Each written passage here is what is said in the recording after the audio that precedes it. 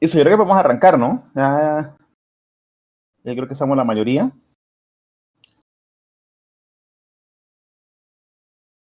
Sí. Entonces, bueno, pues buenas tardes a todos otra vez. Esta tarde lluviosa aquí en Bucaramanga. Voy a pasarle toda la voz a Sergio para que nos presente quiénes son los dos expositores de hoy, básicamente. Sergio.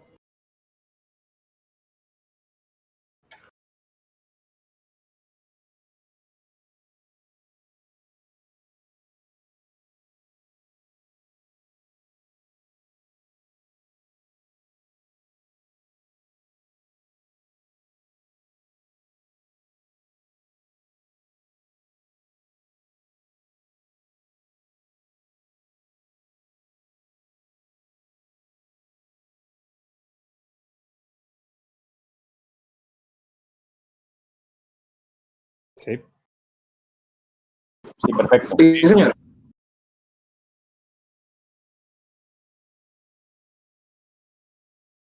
Aló, buenas tardes, ¿me escuchan? Sí, lo escuchamos.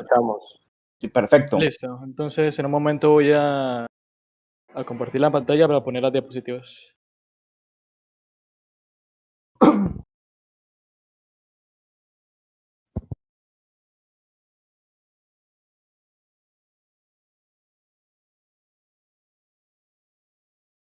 Listo, ¿ya las ven? ¿Aló? Sí, señor, perfecto.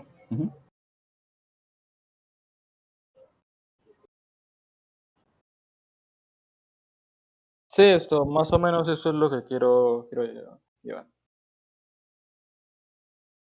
Bueno, listo, ya. Bueno, buenas, cordial saludo a todos. ¿Qué tal? Mi nombre es Leiston Alexander Oñate Lizarazo y hoy quiero hablarles sobre mi proyecto de grado, que es un modelo de simulación del comportamiento de multitudes basado en agentes y lógica difusa, en el que les explicaré cómo se desarrolló el proceso del proyecto de grado que yo realicé para hacer este estudio. Primero que todo, quiero empezar para hablarles un poco de todo sobre qué es la simulación de multitudes y para qué se utiliza. Hoy en día las simulaciones de multitudes es una herramienta muy útil para hacer predicciones en escenarios controlados con el que se pueden tomar decisiones. Por lo que hoy en día se puede ver simulaciones realizadas para hacer estudio de la extensión de enfermedades, como por ejemplo el COVID-19, que se han hecho estudios para ver cómo se puede realizar la extensión de la enfermedad. Por ejemplo, en la imagen que les estoy mostrando se puede ver la extensión, una simulación de las partículas de una persona tosiendo en una habitación, cómo se mueven en el aire y cómo se afectan al otro. Y lo que voy a explicarles durante este proyecto es el proceso que nosotros realizamos para ver cómo se pueden realizar mejores simulaciones sin la necesidad de tener computadores más poderosos. Cómo podemos hacer procesos de simulaciones que sean más accesibles al público normal. Tengo que ver que este proyecto que yo estoy realizando lo basamos en el proyecto de otro compañero, el compañero David, que hizo un análisis de simulación de visualización de las dinámica de comportamiento de multitudes usando aceleradores gráficos, en el cual se basó en observar cómo las simulaciones de multitudes podían ser mejoradas al aumentar la capacidad de los aceleradores gráficos, cómo al aumentar el poder del computador que realiza las simulaciones afecta a las simulaciones en sí, qué tan grande pueden crecer y qué es el proceso que tiene. El proyecto que yo realicé se basa en ver cómo podemos realizar ese aumento de complejidad en el proceso sin la necesidad de aumentar el poder computacional, porque no todos los usuarios, no todas las personas tienen acceso a un computador que tenga la capacidad para poder desarrollar simulaciones muy complejas. Entonces, el problema que quería enfrentar yo es el del aumento de la complejidad de los modelos de simulación. Porque ya cuando se está trabajando con modelos de simulación que son excesivamente grandes, se ve que hay un aumento del proceso que tiene que realizar esto, cómo es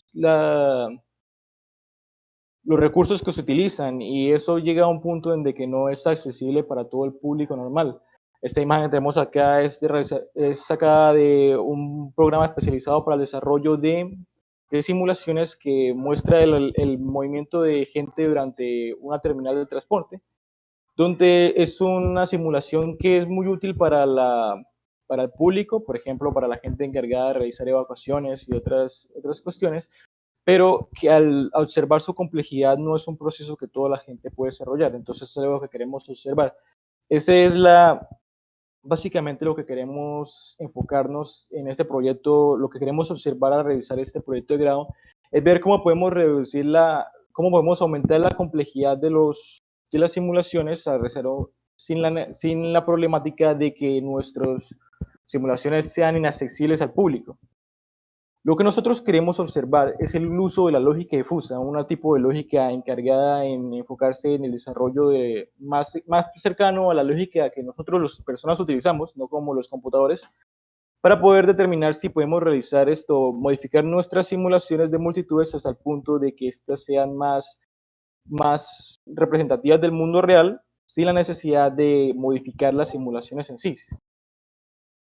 Entonces, como objetivos de este proyecto, nosotros tenemos la de crear modelos de simulación que sean representativos del comportamiento de multitudes mediante agentes cuyas acciones sean basadas en lógica difusa. Quiere decir de que el núcleo de nuestras simulaciones tenga la integración de la lógica difusa y observar cómo ese comportamiento modifica nuestras simulaciones. ¿Y qué podemos obtener a partir de eso? Como objetivos específicos tenemos básicamente es identificar cuáles son los elementos que se tienen que obtener para poder realizar esas modificaciones y el proceso para poder realizarlas, qué es lo que se necesita, cómo se hacen. Y eso es lo que realizamos durante nuestro proyecto. En el marco teórico tenemos los puntos más importantes que tenemos que tener en cuenta para poder entender lo que vamos a estar hablando aquí, y para tener en cuenta que es lo del modelado de simulación de multitudes y modelado de simulación de multitudes con agentes y por supuesto la lógica difusa. El modelado de simulación de multitudes es cuando se realiza una simulación donde hay muchísimas entidades y el comportamiento que tienen esas entidades entre sí y entre el escenario. Luego tenemos la simulación de multitudes con agentes, que es un tipo específico de simulación de multitudes en el que se encarga de generar entidades únicas e independientes cuyo comportamiento se puede observar en multitudes. Entonces, cuando tenemos muchos agentes, esos agentes reaccionan al comportamiento que tienen entre sí y se pueden tomar decisiones a partir de lo que se busca. Y por último, necesitamos tener en cuenta el concepto de la lógica difusa, que es el tipo de lógica representativa del mundo real, donde no se trabaja como la lógica tradicional que trabajan los computadores, que trabaja con ceros y uno en absolutos, sino que también todos los valores que están dentro de eso. Entonces no solamente trabajamos con ceros y unos, sino también con 0.5, 0.2, y trabajamos de que si es una lógica de verdadero y falso, tal vez también incluimos los más o menos. Y eso es lo que estamos observando aquí. También hay que destacar el programa que se utilizó para realizar las simulaciones que nosotros hicimos dentro del proyecto, que es Maya Autodesk y MiArmy, el cual Maya Autodesk es un programa especializado en la creación de modelos 3D y en la animación de estos. Y MiArmy es un plugin de Maya que nos permite la realización de simulaciones específicas. Tenemos que decir que que aunque existen programas especializados en la creación de simulaciones y simulaciones de multitudes, no se utilizaron porque nuestro enfoque no era en la simulación en sí, sino en el comportamiento de los agentes dentro de la simulación, que fue algo que vimos que no podíamos alterar esto sin que la alteración de eso no cubría en el marco de este proyecto, era un proceso demasiado grande para realizar durante el tiempo que estábamos observando. Así que nos enfocamos en utilizar Maya, que también fue el programa utilizado en el proyecto anterior de análisis de simulaciones de multitudes con aceleradores gráficos. Entonces nos fuimos con este programa. Luego, en la metodología de proceso que nosotros realizamos para poder obtener nuestros resultados de este proyecto fue la creación de nuestras simulaciones, la implementación de implementación de HitMaps, los cuales nos permiten realizar observaciones de las simulaciones y nos permiten indicar si estas son efectivas, si están realizando lo que nosotros queremos que realicen o si no lo hacen. Y a partir de eso, cómo tenemos que integrar la lógica difusa para ver los resultados que se obtienen. Entonces, ese es el proceso que realizamos.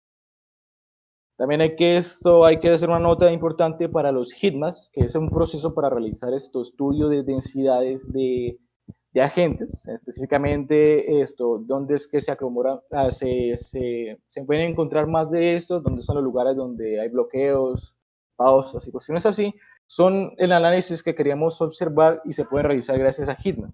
Pero como Maya Autodesk no es un programa especializado en la creación de Hitman, nosotros tuvimos que hacer un proceso propio para poder crearlos en Maya, para que puedan ser observados como, para que podamos tomar decisiones en las simulaciones que creamos dentro de Maya. Luego pasamos a nuestros resultados que obtuvimos, los cuales eran la realización de diferentes casos de usos, específicamente 3, los cuales al observarlos podemos tomar decisiones del proceso. Aquí tenemos el primer caso de uso, el cual fue creado simplemente para ver cómo los agentes reaccionaban entre sí y qué pasaba cuando a estos agentes nosotros les aplicábamos lógica difusa. Entonces nosotros tenemos los escenarios de lógica difusa de 0%, 10% y 20%, y empíricamente se puede observar las modificaciones que hay entre el 0% y el 20% de la lógica difusa. Se puede observar que cuando nosotros aplicamos lógica difusa dentro de estas simulaciones, el comportamiento de estas cambian. Estos cambian a tal grado de que se puede observar una disminución de agentes dentro de la simulación de 20%, la cual nos permite tomar decisiones a partir de lo que observamos, de qué es qué tan efectivo es esa implementación de nuestra lógica difusa y cómo esta afecta a otros resultados. También nos encargamos de observar cómo la lógica difusa afectaba el desempeño de los computadores para poder ser llevado a un público en general. Nos fijamos a observar cómo la implementación de la lógica difusa alteraba los recursos computacionales que los computadores utilizaban. Nosotros acá en esta gráfica podemos observar el caso mínimo, que es donde no hay agentes dentro de la simulación, entonces está corriendo al máximo poder porque no hay ningún proceso que tenga que calcular el computador. Entonces la simulación ocurre lo más pronto posible, y luego tenemos los casos en la que nosotros aplicamos los diferentes grados de lógica difusa y cómo esto afectan.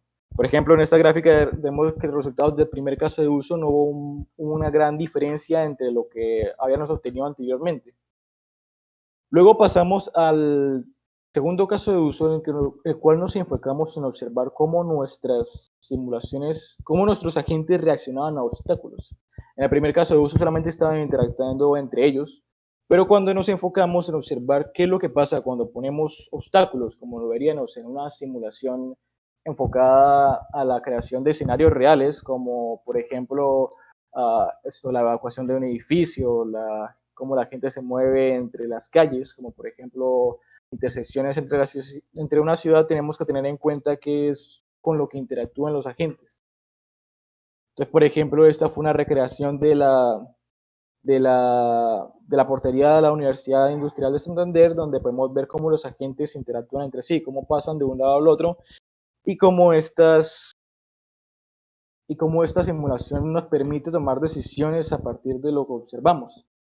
No sé si se ve bien, pero el Hitman nos permite determinar dónde son los lugares donde la gente se acomoda más. Lógicamente debería ser en los lugares donde están los obstáculos, ya que es lo que prohíbe que la gente se mueva, porque tienen que pasar los obstáculos, tienen que detenerse para pasar ahí. Y podemos observar cómo los agentes toman su tiempo para pasar de un lado al otro, donde se ocurren esas colisiones, si son colisiones que deberían ser lógicas a lo que nosotros deberíamos interactuar. Y lo que principalmente destacamos de ese resultado es que con la aplicación de una lógica difusa del 10% se podría observar que las colisiones se centran más que todo es en el lugar donde están nuestros obstáculos, a diferencia de la lógica difusa del 0%, donde se observan colisiones que están más despejadas de donde deberían ser, donde no hay obstáculos ni nada. Y también se sigue el mismo patrón que se observa en la lógica difusa del 20%. También vimos el análisis de desempeño de este caso de uso, y se empieza a observar que aunque no es mucho, la lógica difusa está empezando a afectar el comportamiento de nuestra simulación.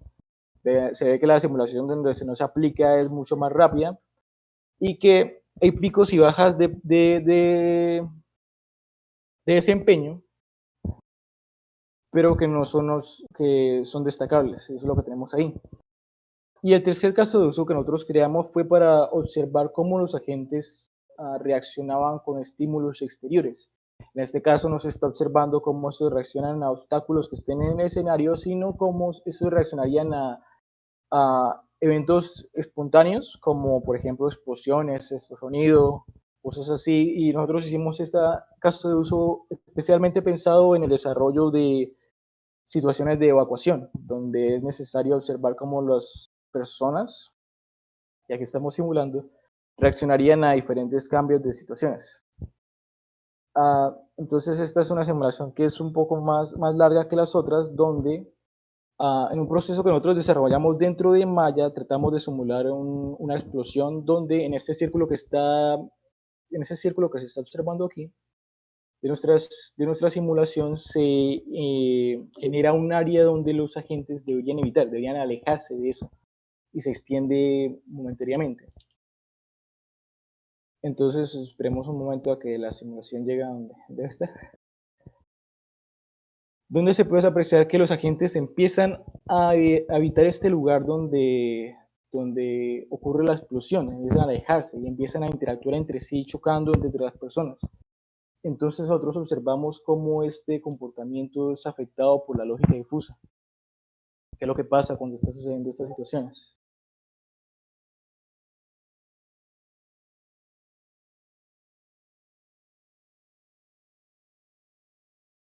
Cómo los agentes responden correspondientemente a lo que está sucediendo.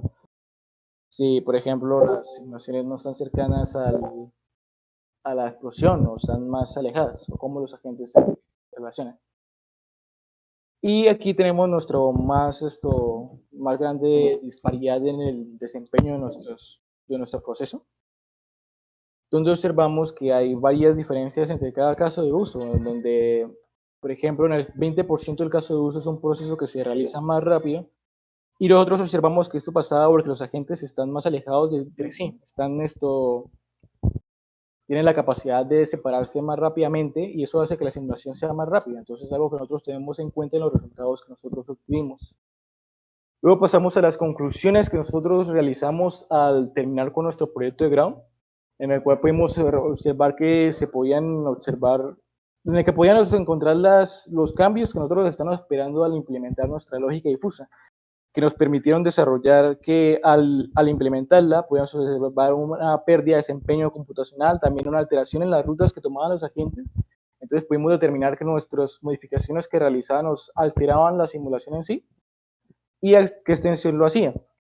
También una centralización de los lugares donde los agentes colisionaban entre sí, más cercana a lo que debería ser observado normalmente en nuestra vida real, como los obstáculos, como los lugares donde la gente debería parar normalmente.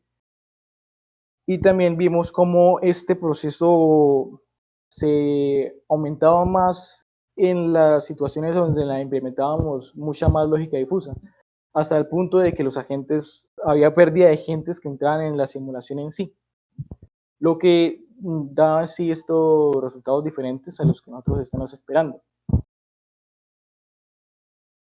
Y esto, como conclusiones finales, nosotros destacamos que después de observar los resultados en distintos casos de uso, se puede concluir que el modelo de simulación de multitudes creado con la implementación de lógica demuestra modificaciones significativas al comportamiento.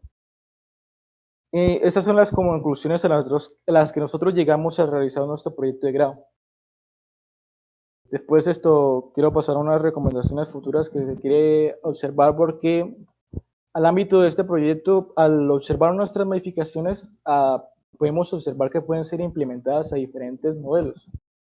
Y nosotros deseamos ver como una continuación de este análisis para un proceso práctico donde se podría hacer una creación de modelos más enfocados al modelado de situaciones reales, situaciones prácticas, y cómo estos cambios se pueden observar con el desarrollo de la lógica difusa.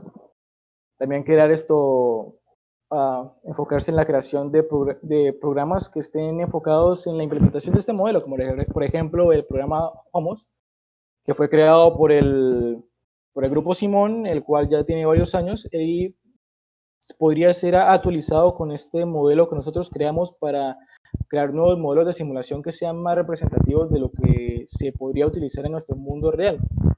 También esto tenemos como observación ver cómo este proceso podría implementarse en un escenario de entretenimiento como los videojuegos o las películas, que es donde normalmente nosotros observamos la aplicación de simulaciones de multitudes. Y eso es básicamente lo que nosotros desarrollamos y concluimos. Muchas gracias.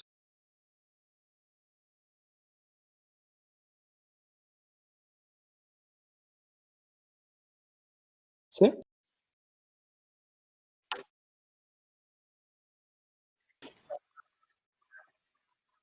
César, ¿quiere hacer alguna pregunta? Sí, acá tengo varias también. A ver, arranquemos, Emilio. Bueno, varias anotaciones. Primero, unas recomendaciones para que sea como más fluida la presentación es aumentar la reproducción de los videos a 1.25 o a 1.5 como para ver los resultados más rápido y Sí, que sí. dedicar ese tiempo a hacer otras cositas. Uh-huh. Una pregunta sería, ¿cómo se mide el desempeño ese que estás identificando en los puntos 16, 18? Bueno, lo que nosotros utilizamos fue que Maya Autodesk tiene una herramienta para poder medir los FPS de una animación. Lo que nosotros utilizamos fue contar estos FPS, frame por segundo, para poder cómo se desarrolla, porque la simulación debe correr en el mismo espacio-tiempo porque está corriendo en la misma cantidad de frames. Entonces, a partir de eso, nosotros determinamos cuánto se perdía en la capacidad computacional. Ok.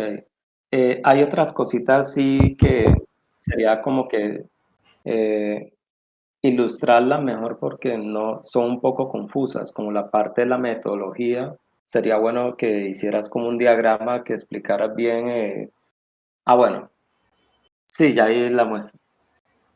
Pero yo decía, por ejemplo, para la parte de... ¿dónde está? Para la parte de los comportamientos de las simulaciones. Tú lo mencionas muy bien, pero si alguno de los calificadores se descuida, de pronto para cada uno de los casos tú explicas cuáles fueron los comportamientos que iban a ser modelados. Pero como dentro de tu título del proyecto está lógica difusa, sí sería bueno dedicarle como una presentación. Por ejemplo, no, vamos a modelar el comportamiento cuando se choca una persona con otra o cuando ocurre una explosión. Entonces, ¿cuáles son las variables a mostrar dentro de la lógica difusa? Y hacer como esa retrospectiva de la lógica difusa. Bueno, voy a tomar, por ejemplo, no necesariamente explicar los tres casos, pero sí uno solo en detalle donde digas, bueno, para la explosión se van a tener estas reglas de poco, mucho, intermedio y mostrar como cuál es todo ese procesamiento que se hace en lógica difusa. Es como para que el evaluador tenga idea de cómo llegaste tú a esa conclusión de que mejora o no mejora. Porque ahí se le estaría dando como esa parte humana de, bueno, si yo veo una explosión o si veo a alguien acercándose a mí, yo me alejo, poquito, mucho, qué tanto es poquito, qué tanto es mucho. Entonces, la definición de esas reglas de la lógica difusa para un caso en particular de los que tú tienes sería bueno como para ilustrar todo ese proceso que está atrás y que tú no mostraste aquí y que te tocó hacerlo para identificar. Y por último, no queda claro la aleatoriedad de los eventos que se han dado en la lógica difusa, es decir, todos los agentes se van a comportar igual o va a haber como un estado inicial de comportamiento de la gente. No, eso es lo que nosotros tratamos de ilustrar con la simulación la primera simulación. de que normalmente los agentes, el comportamiento de los agentes es muy básico, de que solamente caminan hacia adelante. Y lo que nosotros queríamos observar es que cuando aplicamos la lógica difusa, lo que hace es que ese caminado directo que los agentes tenían, ya deja de pasar, los agentes empiezan a moverse en direcciones diferentes. Sí, entonces ahí sí sería bueno explicar como, bueno, apliqué lógica difusa, pero ¿en qué influyó la lógica difusa? No, es que yo modelé para este primer caso tales reglas que me van a modificar el comportamiento. Entonces de esa forma uno ve como más lógica dentro de los resultados mostrados. Y por último, yo veo que ahí eres como da pena mostrar más resultados, pero que para no generar suspicacias dentro del calificador, sí sería bueno poner un caso extremo, ya sea del 60-80% de lógica difusa. Es Sí. como para tener el contraste, ¿qué pasa si yo le aplico mucho? Sí, sí, podría también hacer eso. Sí, ya eso eran como todas las dudas. Sí, muy buena recomendación esa del caso extremo. ¿Otra pregunta? A mí me, a mí me surgen una al menos. A ver, Pablo, arranque. Esto es aquí en la parte de los resultados cuando estás mostrando la gráfica de FPS de Sí. desempeño. O sea, en el primer desempeño donde no se aplica lógica difusa tenemos un rendimiento de casi 25 FPS por segundo más o menos. Eso es lo que está queriendo decir. Sí, eso es básicamente esto. Lo que queremos decir es que cuando tomaron los datos de los FPS, ese es el más o menos los FPS durante la duración de la simulación. Bueno, lo que me gustaría saber es si probaron diferentes arquitecturas probando los mismos casos de los mismos No, casos. lamentablemente yo solamente pude trabajar con mi computador, que es un computador de gama media, con un buen procesador, un i-Core 5. Y esos son los resultados que yo tuve con mi computador. La verdad no los observé en otro. Pues no sé si sería de pronto bueno especificar en algún lado o sea, las capacidades del equipo en el que se probó para mostrar estos rendimientos, pero sí hubiera sido bueno poder hacer las pruebas en otro equipo para ver cómo también varía el rendimiento en FPS, pues dependiendo de la variación del hardware que se tenga disponible. Porque bueno, listo, aquí yo veo que estás teniendo un desempeño y bueno, tienes este desempeño cuando comes, cuando no aplico lógica difusa y luego cuando voy aplicando poco a poco lógica difusa. Ya puede que tampoco tenga nada que ver, pues que se prueben en diferentes arquitecturas, que ese no sea parte del objetivo.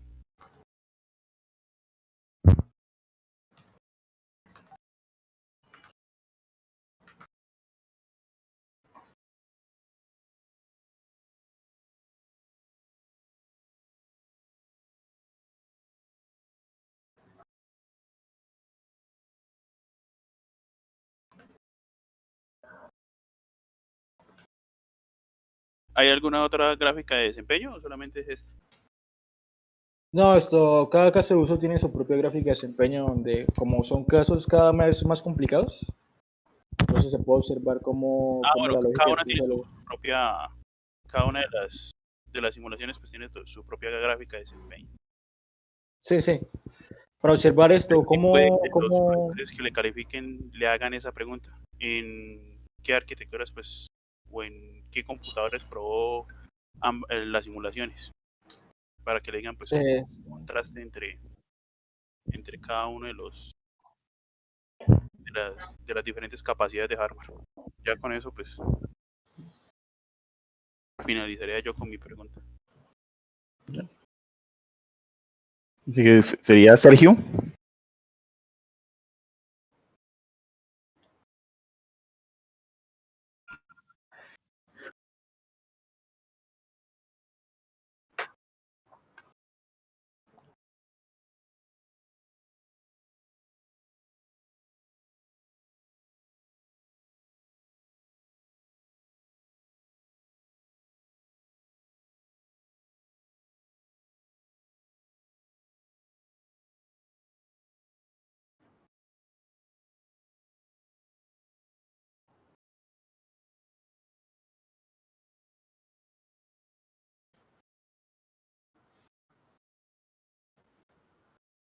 Sí.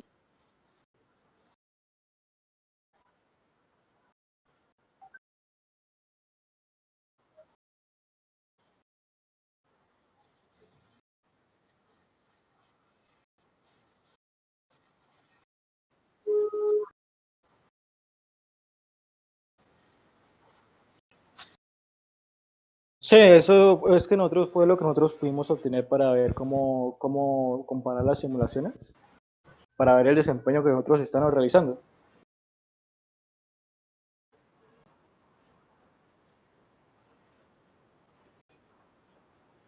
Sí.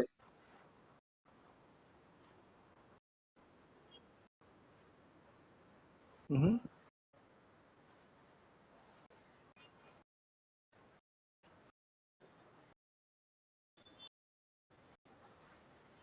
No, la verdad es que sí debería ser un punto de eso para poder aplicarlo esto. La lógica difusa está aplicada es en el comportamiento de los agentes.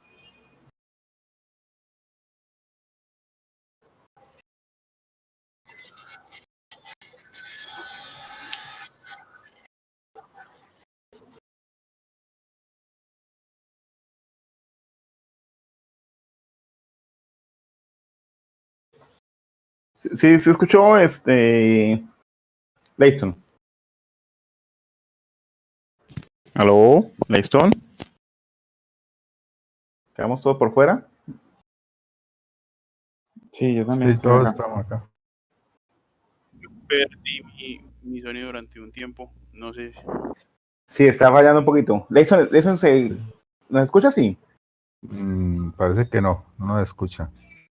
Yo creo que el punto que Se cayó. dice Sergio Sí. se corrige con un buen diagrama donde esté mostrando en sí cómo planteó la simulación, ¿sí?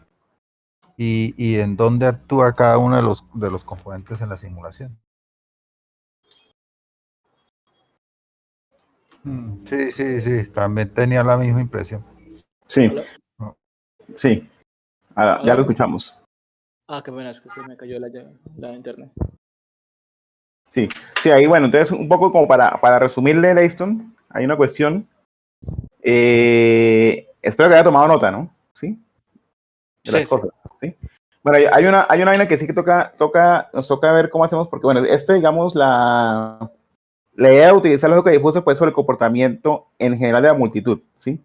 Como está planteado dentro de Maya, efectivamente, usted a partir de esa lógica difusa que le mete, le da como una personalidad a cada uno de los elementos, que eso es lo interesante, ¿sí? O sea, para la decisión. Entonces, eso sí habrá aquí que decirlo claramente, porque si la gente como que está perdida, como todos dijeron, pues qué es lo que realmente le está aplicando la, digamos, la lógica ¿Dónde difusa se como está tal. aplicando la lógica difusa? Sí. Ahora, en cuanto a la vaina de la plataforma, pues bueno, ya hemos hablado de eso, de que sí hay que colocarla, tener la lista bajo la manga, ¿sí? Para que Sí, se sí, vean las claro. especificaciones de qué se utilizó, porque es que el proyecto que hizo anteriormente David Burgos precisamente fue una comparación de diferentes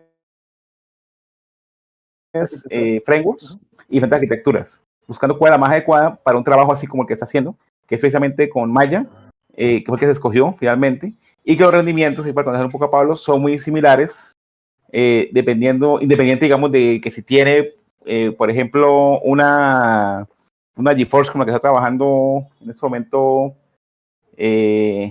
Leiston, o si lo llaman, por ejemplo, a una más grande, una Titan o una Quadro. ¿Qué cambia ahí? La escala. O sea, simplemente pues lo que nos va a permitir las otras tarjetas es meterle mucho más elementos y hasta más nivel de detalle, ¿sí? Pero bueno, eso también lo tiene que tener listo ahí Leiston para eso.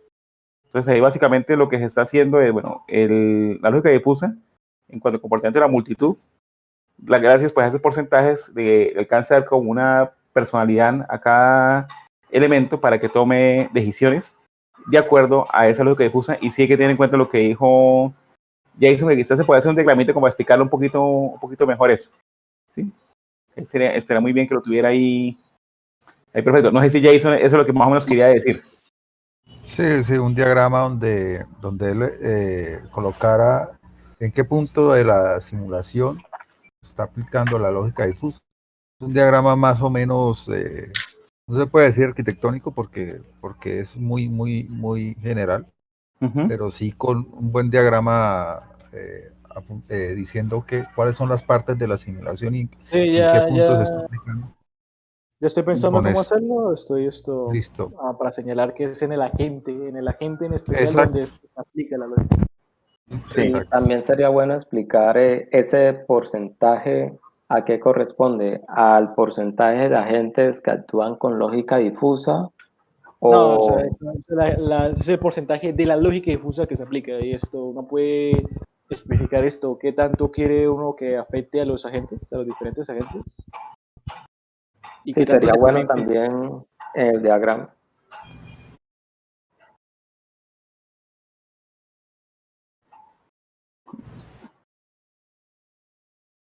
Sí.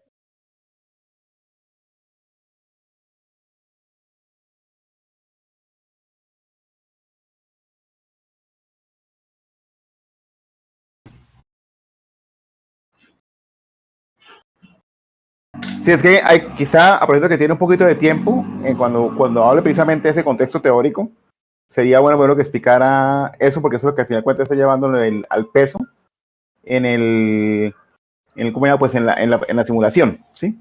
Es una buena apreciación, pues nosotros la dejamos pasar porque entendemos de qué se trata, pero sí es cierto que cuando no se entiende de qué se trata, hay que especificarlo de qué es.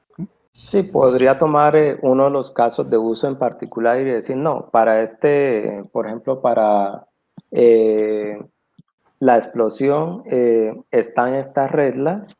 Esa regla me genera un generador difuso que un solo individuo actuaría de esta forma y ya sabe uno el comportamiento de un solo agente. Y ya después es más fácil entenderlo para el resto de la población. Es decir, partir de un comportamiento individual a cómo sería el comportamiento en masa. Voy a tener en cuenta. Listo. ¿Alguna otra pregunta o...?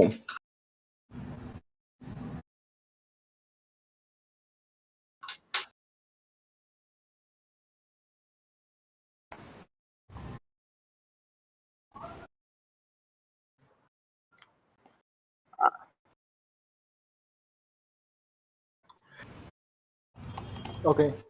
Sí, en realidad Maya sí lo está haciendo así, ¿no? O sea, Maya, pues escogió Maya, con lo que ha probado anteriormente David, que probó con Miami. Claro que Miami ya también ya hace los cálculos en la GPU si uno quiere, con la versión nueva, ¿no? Pero cuando esos Sí. tres que probaron, no lo hacía, solamente lo único que lo hacía era Maya, y por eso pues escogió Maya cuando arrancó Leicester, ¿sí? Para manejar tanto la parte matemática como la visualización desde la GPU, ¿sí? Sí, eso es lo que nosotros tomamos por eso fue que nosotros tomamos esa decisión de usar ese programa. Sí. Pero aquí se puede especificar, o sea, tener la lista como un anexo, ¿sí? De que efectivamente, pues, tanto la parte matemática como la parte de visualización, pues ya es una interacción que hace pues, en Framework completamente, y por eso se escogió, se podía tener listo ahí eso.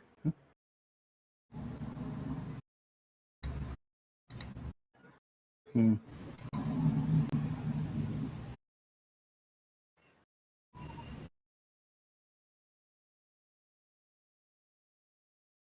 Yo creo que pasemos ya a John David. Muchas gracias, Layston.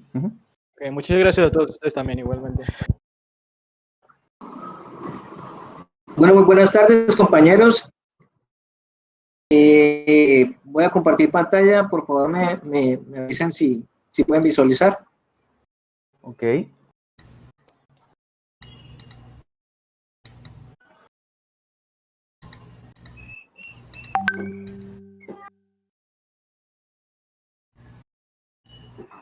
Perfecto. Listo.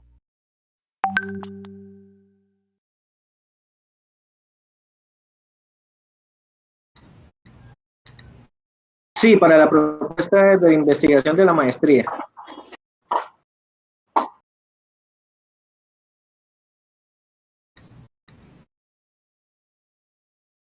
Ok. Bueno, yo pensaría que ya podemos arrancar en... Sí. Su merced me dice entonces.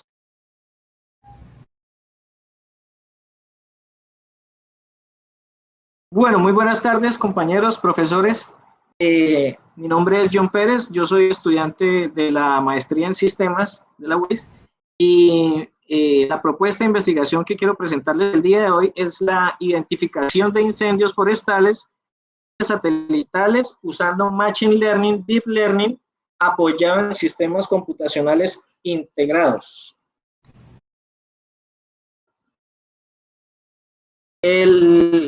Pues el autor, el director es el profesor Julián Gustavo Rodríguez Ferreira, doctor en astrofísica. El director es el profesor Carlos Jaime Barrios Hernández, doctor en informática.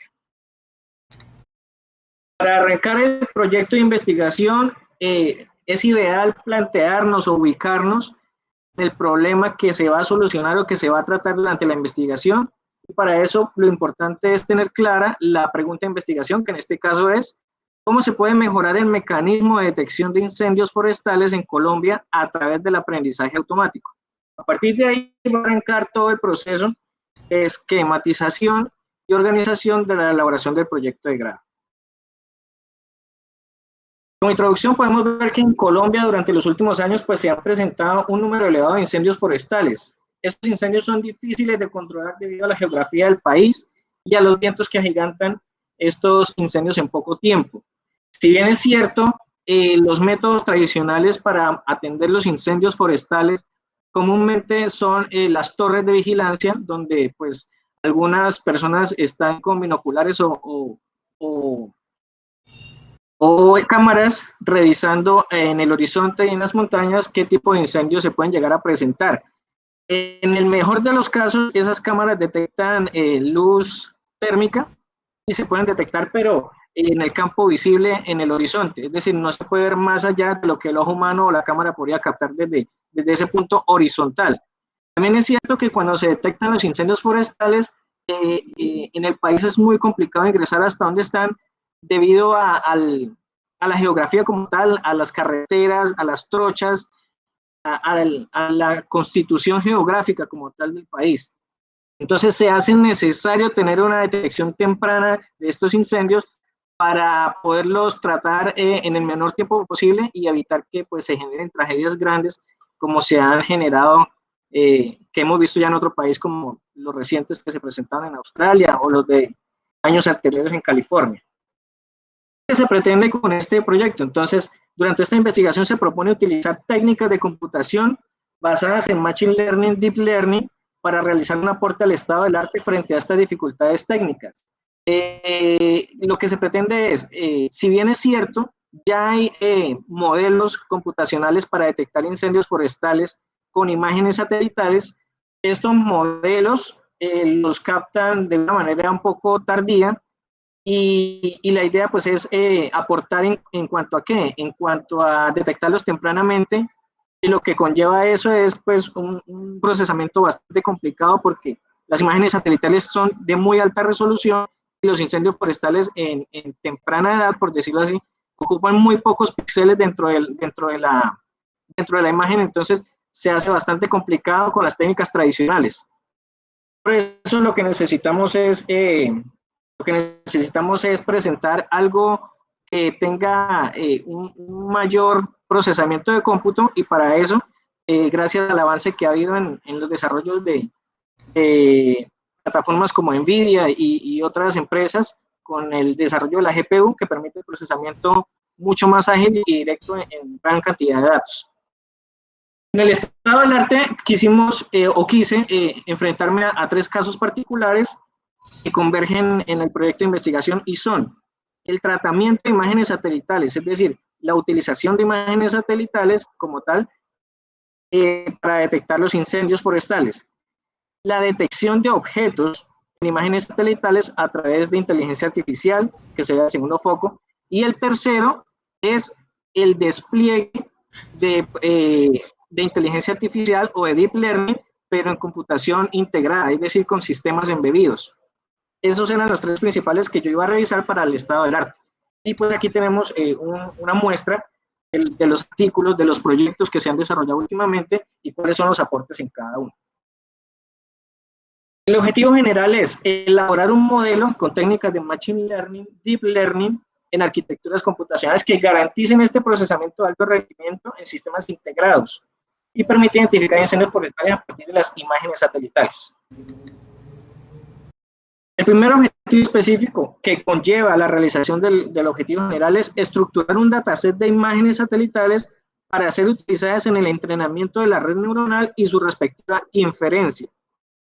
El segundo objetivo es seleccionar y adaptar un algoritmo Deep Learning que sea susceptible de implementarse en una placa de desarrollo integrada.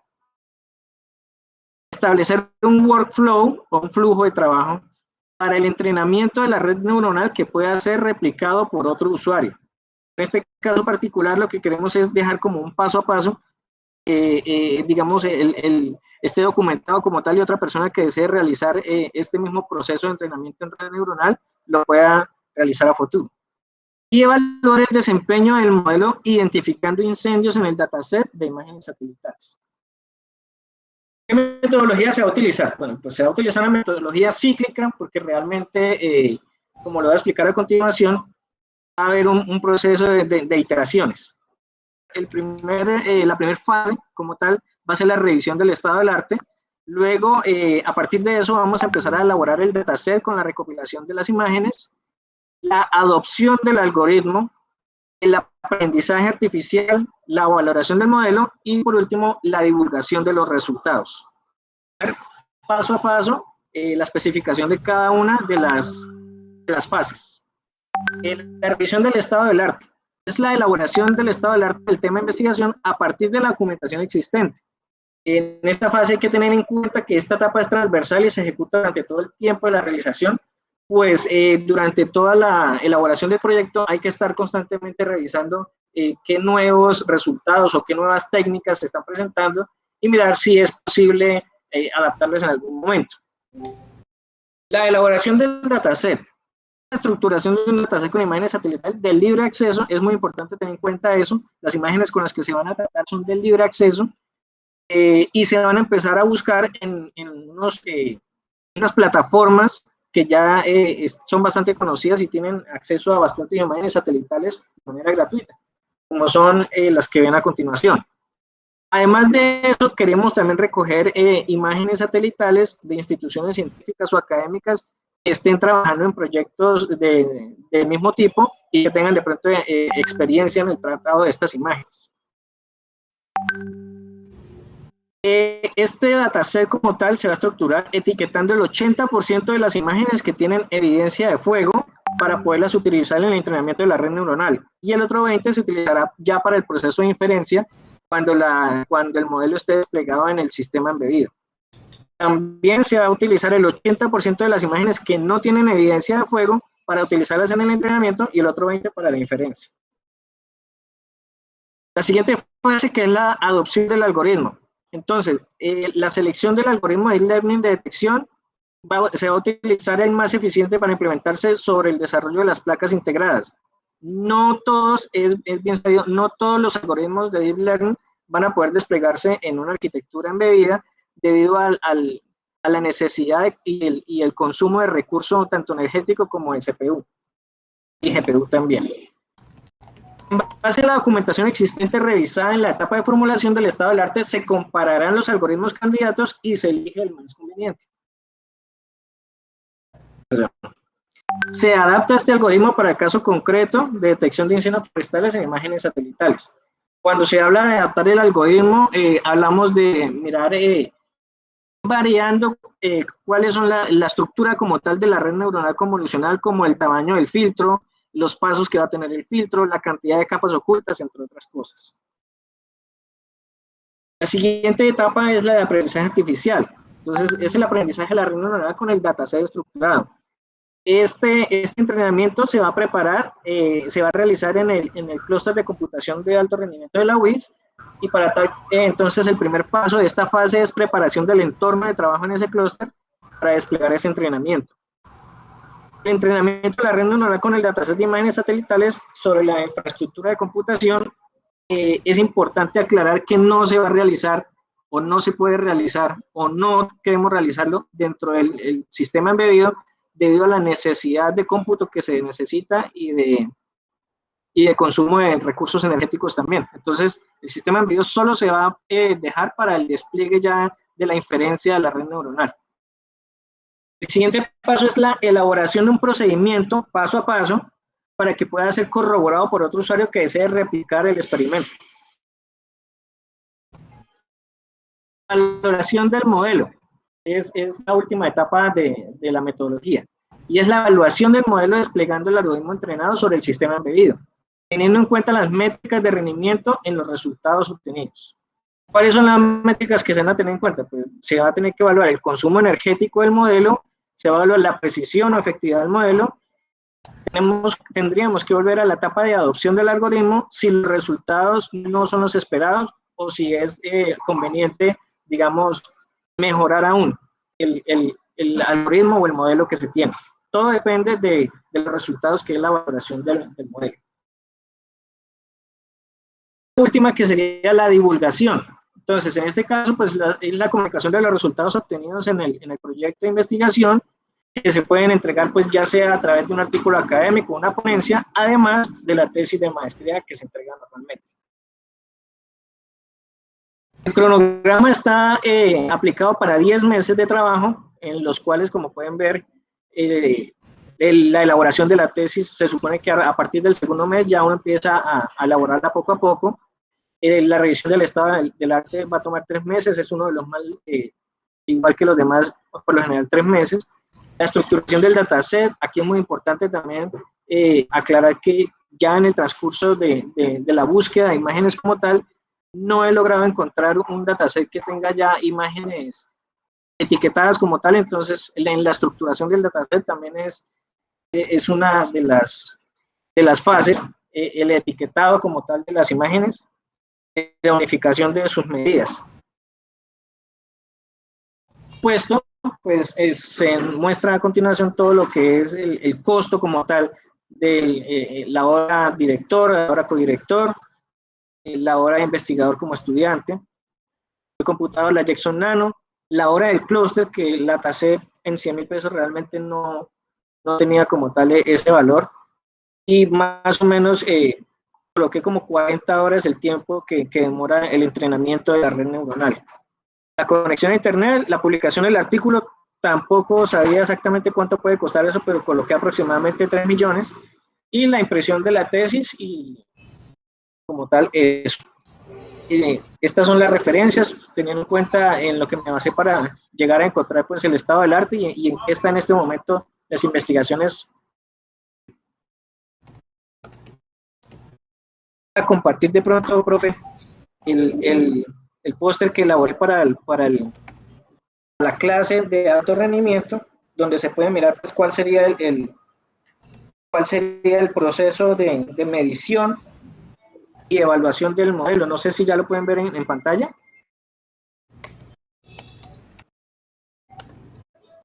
Entonces, en el caso de estudio particular, lo que queremos decir es, la evaluación se va realizando en 2 frentes. El primer foco se centrará en el análisis de la confiabilidad, es decir, que el algoritmo qué tan acertado es en su proceso, ¿sí? Y el segundo foco se centrará en la eficiencia algorítmica, es donde se mide la cantidad de memoria, CPU, GPU y energía consumida, ¿sí? ¿Cuál va a ser el modelo también de medición? Entonces, va a tener varias iteraciones como tal, y en cada iteración pues se van a ir variando, como yo les decía, el tamaño del filtro, el stride o paso del filtro, la cantidad de capas ocultas, entre otros. Y con los resultados obtenidos se hace un benchmarking para elegir pues el algoritmo que mejor se comporte dentro del sistema embebido. La confiabilidad como tal se va a hacer utilizando la matriz de confusión, donde podemos ver pues los resultados reales y los resultados generales entregados por el algoritmo. Las métricas en este caso serían las de precisión, exactitud, sensibilidad y especificidad. Ahí se muestra también cada una de las variables cuáles son: verdadero positivo, el falso negativo, falso positivo y verdadero negativo. Para evaluar la eficiencia algorítmica, entonces, pues en cada tarjeta de arquitectura integrada es distinto el proceso. Para este caso voy a tomar como aplicación particular alguna tarjeta Jetson de la compañía NVIDIA. Para este tipo de tarjetas hay una aplicación se llama Jetson Stats. Uno la instala en la placa y simplemente la ejecuta con los comandos que ustedes ven ahí en pantalla y nos muestra pues el consumo de GPU, de CPU y de energía que se está, valga la redundancia, consumiendo durante el proceso de inferencia. Nos muestra el valor actual y el valor promedio para esa medición.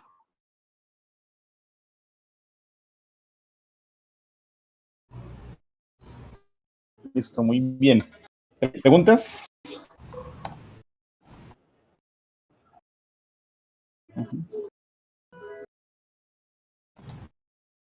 Bueno, yo tengo una pregunta, bueno, que queda, al igual que el anterior, queda un poquito confuso la parte de metodología, entonces yo creo que se podría también basar en una gráfica como para mostrar las 5 partes.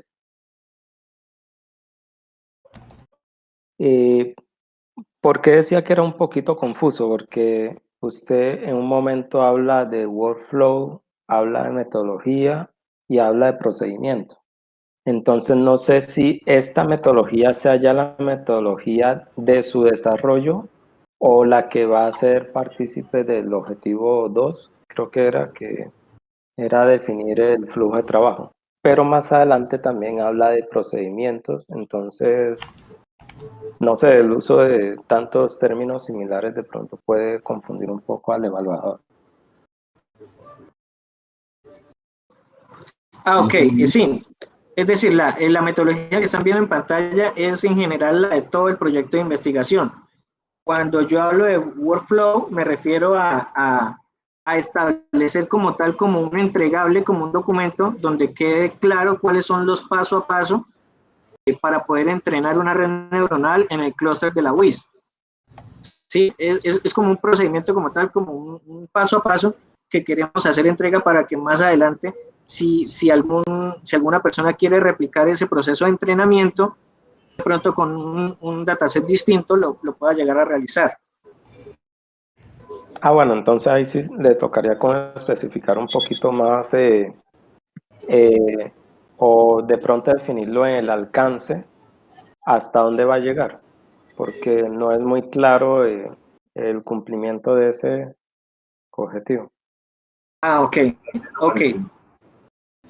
Dejar más claro ese objetivo, correcto.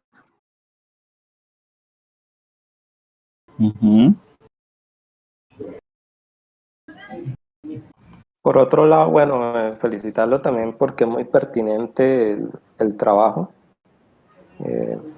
Cada vez con el calentamiento global y los microincendios se necesitan más de esas tecnologías y que hay una apropiación tecnológica en los entes de control. Muchas gracias, compañero.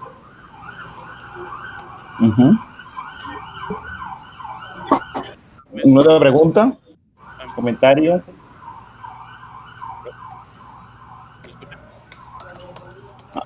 Antes de que nos coja la policía, que se van a apoyar al fondo. A mí una pregunta.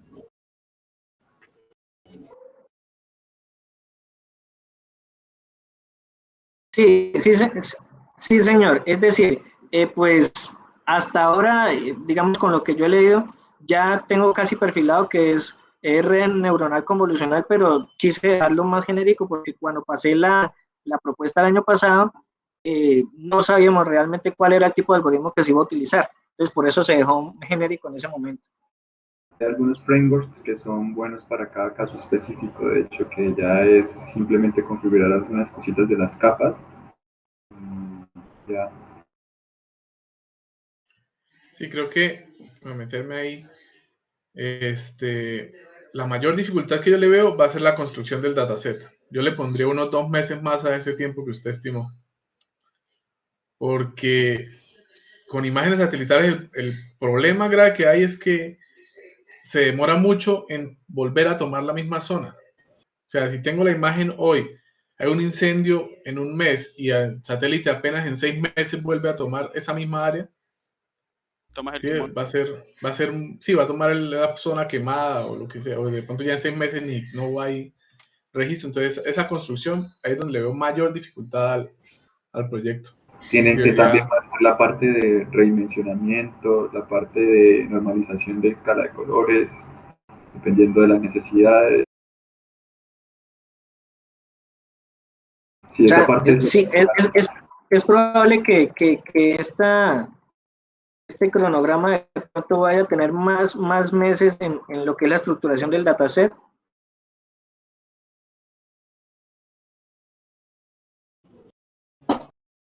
una pregunta. Okay. ¿Es pregunta o afirmación? No. No, digamos que es la conclusión que estoy sacando de lo que me están comentando, ¿no? Ah, Sí, es la parte más pesada, de hecho, porque lo otro, sí. desde que tenga la arquitectura, bueno, el workflow es relativamente manejable, pero el procedimiento para crear un dataset sólido que sirva para esta necesidad es como lo que más puede ocupar. Hablando en tiempo. Ok, sí. John, a mí me surge otra pregunta. Sí. La implementación de la nano lo que va a hacer es lanzar una alerta. O sea, ella va a estar tomando, digamos, las imágenes satelitales o la imagen que le llegue, y como Sí. ya está entrenada, pues ella mete esa imagen y lanza una alerta. Eso es lo que al final lanza una alerta de posición, por así decirlo. En tal cuadrante o en estas coordenadas hay una probabilidad de 80% de un incendio. ¿Eso es más o menos el resultado? El resultado, es decir, lo que va a arrojar, ¿qué es lo que va a arrojar la Jetson? Lo que va a mostrar es la imagen que metimos en bruto, por decirlo así, pero ya con señalando como tal dentro de la imagen en dónde está el incendio, ya sea pues con un rectángulo pequeño o algo así, me imagino yo. O sea, me va a arrojar la imagen marcando dónde está el incendio.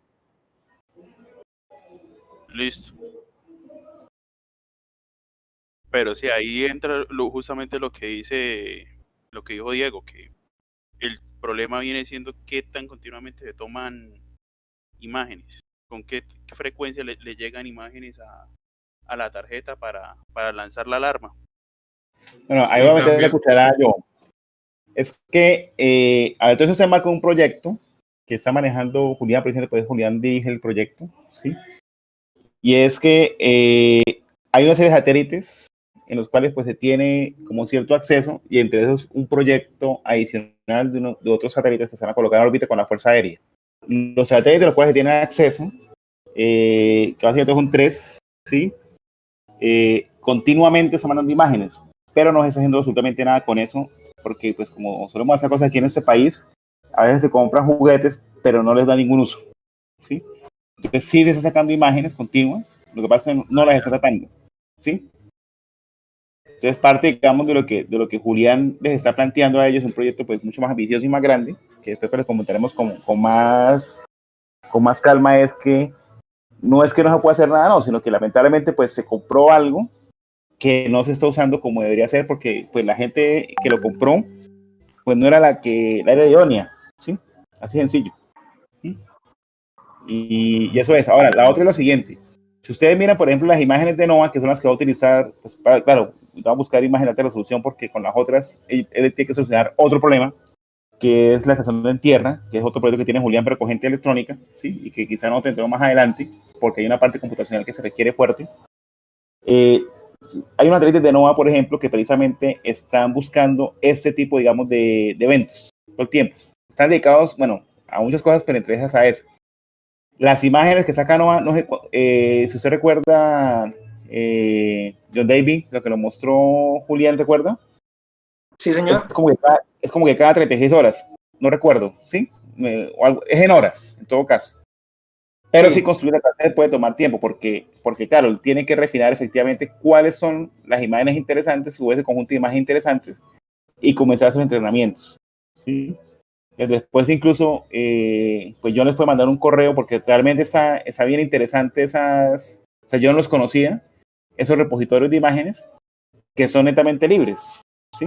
Y que incluso son curiosas, porque de hecho mirando que hace Julián con otro proyecto que él está haciendo, no conmigo directamente, se pueden, por ejemplo, ayudar hasta a detectar cosas de deforestación, ¿sí? Sí, señor. Y de hecho, algunas las utilizan para buscar, por ejemplo, pistas clandestinas, ¿sí? Simplemente. ¿Sí? O sea, realmente son muchas cosas que son bien, bien curiosas, y hay muchas imágenes, muchísimas. O sea, yo no pensé que hubiera tantas. Y sobre todo la ventaja, ¿por qué hay tantas aquí en esa zona? Porque sabes pues, que Colombia es un lugar de interés, además de que la mayoría de satélites que se encuentran alrededor del planeta son geoestacionarios. Y nosotros pues estamos precisamente en la zona ecuatorial, en donde está el 80% de los satélites. ¿Sí? Entonces, por eso también hay muchas imágenes. Sí, es decir, ¿por qué se planteó también que se desplegara el modelo en una arquitectura embebida? Digamos que pensando a futuro es poder realizar un proyecto macro, donde el modelo como tal, obviamente más refinado y mucho más completo, ya se pueda dejar a bordo de un nanosatélite que pueda hacer eso en tiempo real y no esperar a que lleguen las imágenes aquí a la estación terrestre. Pero pues eso ya es a futuro, solo que queríamos como tal hacer el despliegue en la arquitectura embebida para mirar el comportamiento como tal y qué tan efectivo es la inferencia. Uh-huh.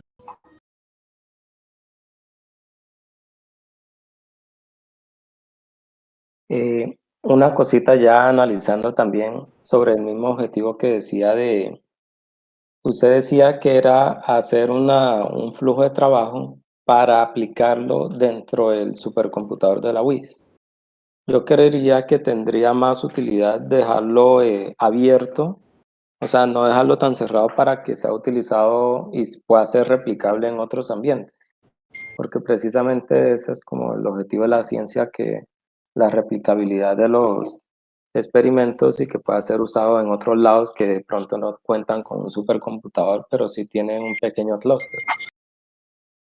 Entonces, ahí sí sería que revisara con su director la viabilidad de ese.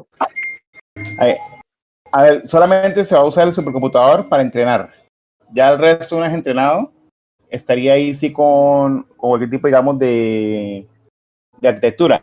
Que de hecho, pues, como bien lo explicaba ahí, que también tiene que cumplir con el uso de la Jetson. Lo que pasa es que la Jetson está mirando no solamente para que se encargue precisamente de la temprana. De hecho, se está analizando con otro proyecto que está haciendo gente electrónica, es para que se encargue precisamente de toda la misión crítica de ese microsatélite, que es en otros los proyectos que tiene Julián, que están construyendo microsatélites, ¿sí? Que si todo va bien sería lanzado más o menos en el 2022, ¿sí?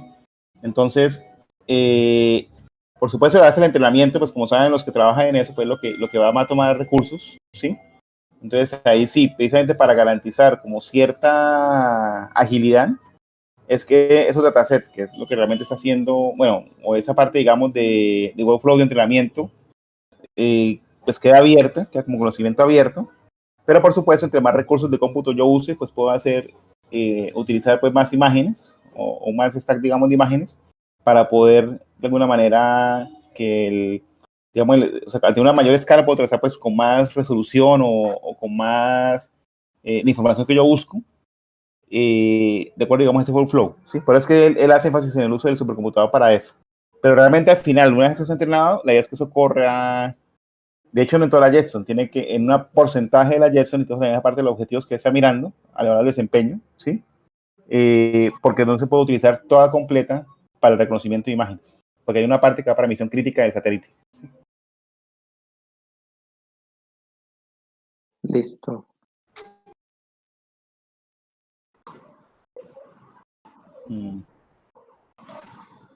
¿Alguna otra pregunta?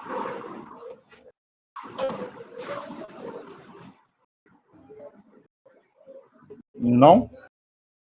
Bueno.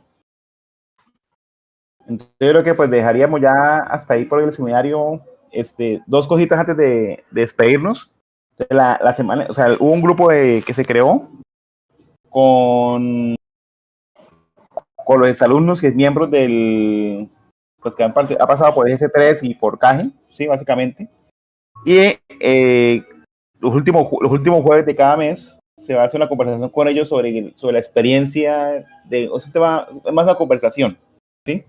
Después de que ellos han salido. Entonces la primera pues va a ser ese 30 de julio a las 6:30, estoy mirando acá, y la va a realizar Esteban Hernández. Si quieran participar, una cosa dura una hora, donde cual pues él más o menos 20 minutos pues va a tratar un tema de los que está trabajando actualmente. Esteban, pues como ustedes saben, pues hizo el doctorado con nosotros, aunque él lo hizo, aunque su título es de la Universidad Distrital, pues él lo hizo en el seno de S3. Y actualmente él trabaja para Amazon, para AWS. Entonces, pues él va a hacer la primera conversación, que va a ser el 30 de julio, que es el próximo jueves, a las 6:30. Y igual, pues por el canal de Slack se le avisará a todos, pues los que quieran participar, pues por dónde lo pueden ver, ¿sí?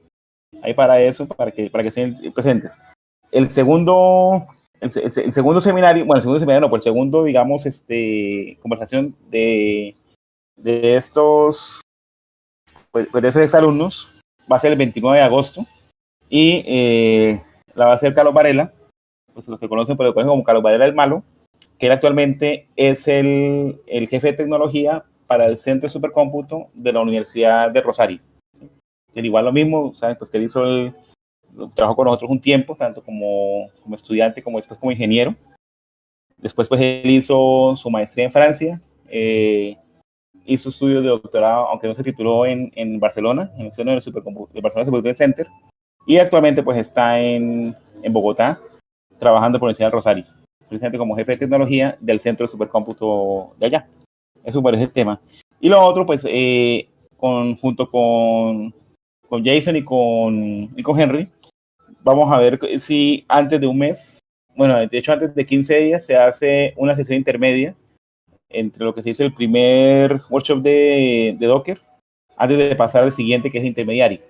Ahí les estaremos avisando, pues, en el transcurso de estas semanas. No nos reunamos cuando llegue la fecha que estamos pensando para eso. Sí, es un taller enfocado al desarrollo GIS. Es para no dejar tan largas las fechas de los workshops y de estar por medio del grupo constantemente sacando este tipo de charlas hacia los estudiantes para un poco visibilizar el grupo y otro poco que tengamos un canal de comunicación con ellos, ¿no? Sí. Y finalmente, a partir del próximo 30 también, que se va a avisar por correo a todos, se abren las inscripciones para participar en el Carla, a raíz pues de los sponsors que hay, porque va a ser digital, va a ser de manera virtual, va a ser gratuita la participación.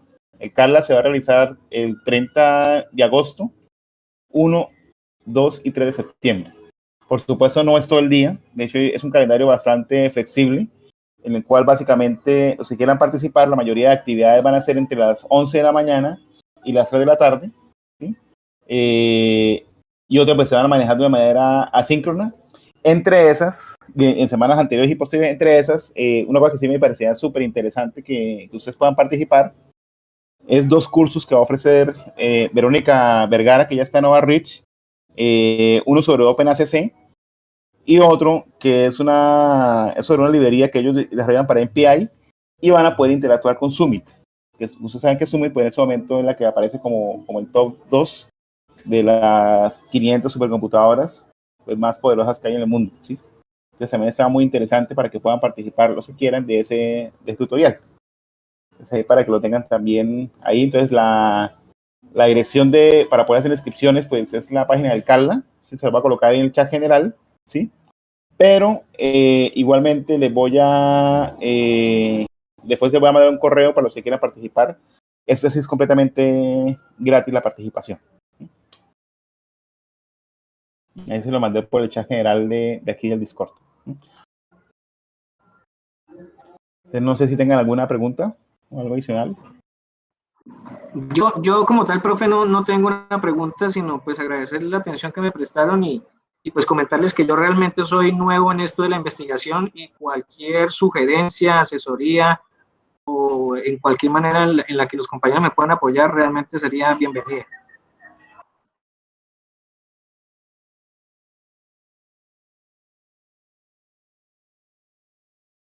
Listo, bueno, pues muchas gracias a todos. Entonces nos vemos en el siguiente seminario y quedan invitados entonces para la próxima semana precisamente a la intervención de Esteban, a la charla con Esteban.